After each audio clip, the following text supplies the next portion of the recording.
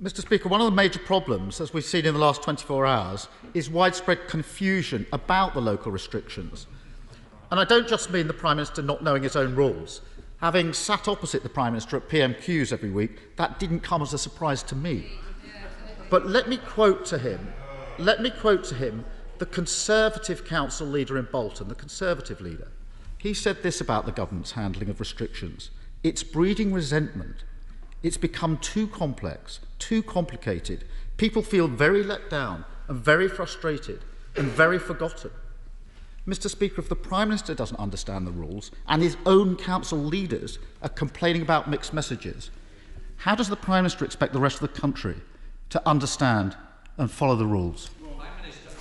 Mr Speaker, actually I think that the people in this country do understand and overwhelmingly do follow the rules, and that, I may say, is in spite of the efforts of the Leader of the Opposition continually to try to snipe from the sidelines, to undermine what we are trying to do. And he mentions the restrictions in the North East, and I cleared that matter up as fast as I could. It's very clear that you shouldn't mix indoors, either at home or in a hospitality setting, and you should avoid socialising outdoors.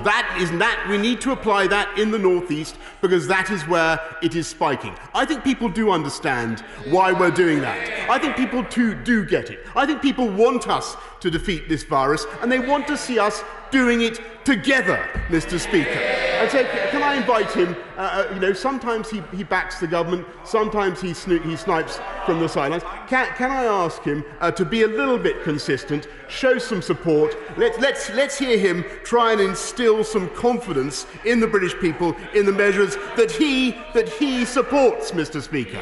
Keir Starmer. The idea that anybody who asks the Prime Minister a question at Prime Minister's questions is undermining the government effort is wearing a bit thin. We have openly supported the restrictions, but it's perfectly reasonable to ask why they're not working. Mr Speaker, I spoke to the leader of Newcastle Council yesterday.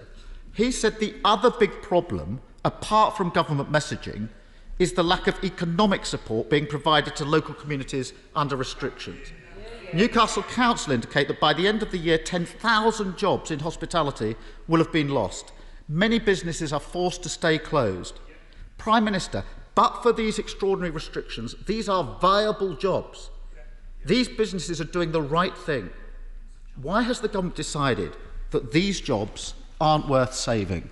As I've said repeatedly, we're putting our arms around the whole of the UK economy. We will do everything we can to save every job. I must say, I saw the leader of the Labour leader of Newcastle, and I was rather surprised by what he said, because actually, to the best of my knowledge, they were calling for the measures that we put in, and the best way to protect our jobs and our economy is to continue to work together to comply with the measures, to drive down the virus, to keep our children in education, which is an absolute priority for this country, and to keep the economy moving. That's what we want to do. Now, that's the strategy, that's the approach that he supported last week. He now says he simultaneously attacks and doesn't attack the restrictions. Which is it? He's got to make up his mind.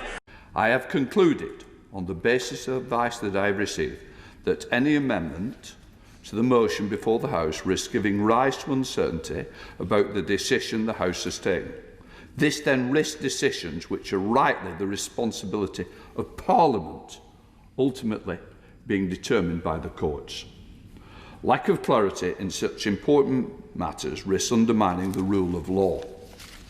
I have therefore decided not to select any of the amendments to the motion. As I hope my earlier comments show, I have not taken this decision lightly. I am looking to the government to remedy a situation I regard as completely unsatisfactory. I now look to the government to rebuild the trust with this House and not treat it with the contempt that it has shown.